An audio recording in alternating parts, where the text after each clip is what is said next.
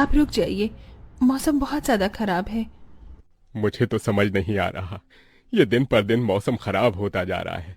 अगर ऐसे ही चलता रहा तो मजदूरी नहीं कर पाऊंगा और घर में खाने को एक दाना तक नहीं आ पाएगा। तभी बहुत तेज आंधी तूफान चलता है। अरे देखो जरा देखो, कितनी तेज तूफान चल रहा है। अरे महेश बेटा, तू झोपड़ी के ऊपर तिरपाल तो लगा कर आया था ना? हाँ बाबा, लगा दी थी तिरपाल। और उसके ऊपर तूने ईंटें रखी थी या नहीं? बाबा, ईंट रखना तो मैं भूल गया। महेश के इतना कहते ही झोपड़ी के अंदर बारिश की वजह से पानी टपकना शुरू हो जाता है। हे भगवान महेश, तूने ये क्या किया? तुझे मैंने कहा था बारिश और तूफान तेज है, तुझे ईंटें रख देनी चाहिए थी। मुझे लग रहा है कि तिरपाल उड़ गई। चल चल मेरे साथ चल। अब तुझे मेरे साथ भीगते हुए मेहनत करनी होगी, नहीं तो पूरे घर में पानी ही पानी भर जाएगा। देवेश इतना बोल ही रहा था कि घर के अंदर वाकई छत से पानी टपकने लगा। हाँ पिताजी, आप सही कह रहे हो, चलो चलते हैं जल्दी से। दोनों बाप बेटा बारिश में बाहर निकलते हैं और झोपड़ी की छत पर तिरपाल को सही से लगाना शुरू कर देते हैं। अरे बेटा, ईंट को अच्छे से रखना, कहीं ईंट गिर न जाए। ठीक है पिताजी, सही सही रखूंगा। महेश इतना कहकर अच्छे से ईंट से तिरपाल को दबाने लगता है, जिससे छत ढक जाती है और झोपड़ी में पानी टपकना बंद हो जाता है। लेकिन इसी के चलते हुए बेचारे दोनों के दोनों बहुत बुरी तरह भीग जाते हैं। अरे चलो बेटा, बहुत ठंड हो रही है, बाहर घर में चलते हैं। चलो, बरसात में मौसम बिल्कुल ठंडा हो गया है। हाँ पिताजी, आपने बिल्कुल सही कहा, चलिए। जब दोनों बाप बेटा घर के अंदर आ जाते हैं तो मेघा उन्हें सूखा कपड़ा देती है और अपना शरीर पोंछने के लिए कहती है। आप लोग अपना शरीर पोंछ लो और सूखे कपड़े पहन लो, नहीं तो ठंड लग सकती है। मेघा के दिए हुए कपड़े दोनों पहन लेते हैं। तभी बीमार शकुंतला बिस्तर पर पड़ी हुई मेघा से कहती है। अरे बेटी, तूने खाने के लिए कुछ बनाया नहीं? माँ, मैं बारिश के रुकने का इंतजार कर रही हूँ। घर के अंदर खाना कैसे बनाऊंगी? सारे में धुआं ही धुआं हो जाएगा। मेरी दवाई का समय हो गया है और मुझे भूख भी लग रही है। ठीक है माँ, मैं कुछ करती हूँ।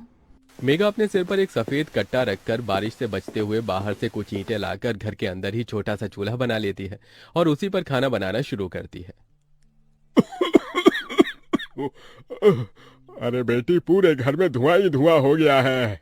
पिताजी, खाना बनाना भी तो बहुत जरूरी था। मेघा जैसे तैसे करके जल्दी जल्दी खाना बना लेती है। वो खाने में नमक मिर्च वाले चावल ही बना पाती है। माँ, माँ उठो, ये लोग खाना खा लो। शकुंतला मेघा के हाथों से खाना खाती है। शकुंतला के पूरे शरीर को पैरालाइज हुआ था, जिसके कारण ना तो वो हिल सकती थी और ना ही वो उठ सकती थी।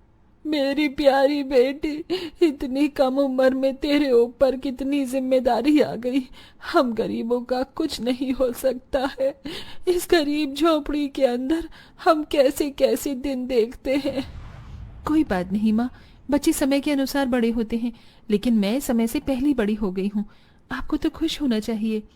मैं तो इस कदर लाचार हो गई हूँ कि तेरे सर पर हाथ रखकर तुझे आशीर्वाद भी नहीं दे सकती बेटा।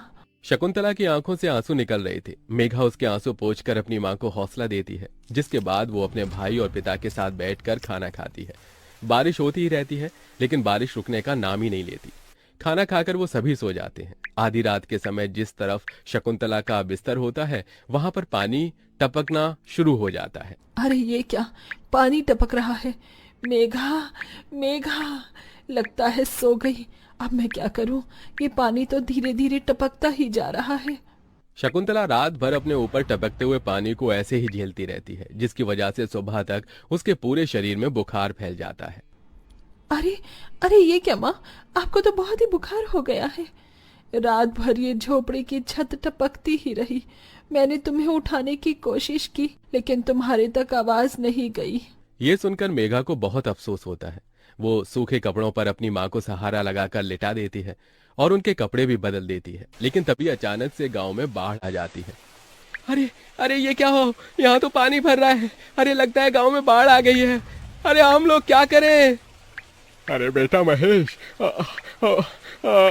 अरे भाई, अपनी माँ को कंधे पर उठा, नहीं तो हम सभी बह जाएंगे। अरे पानी में कोई जुगाड़ करता हूँ बेटा।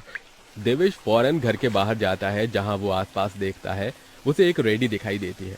देवेश उसे लेकर आता है, जिस पर शकुंतला को लिटा देता है। अरे चारों तरफ पानी ही पानी हो रहा है, हमें अब यहाँ से जाना होगा, नहीं तो पानी में हम डूब जाएंगे। तभी अचानक से उनकी झोपड़ी पानी में डूबकर बह जाती है। हमारी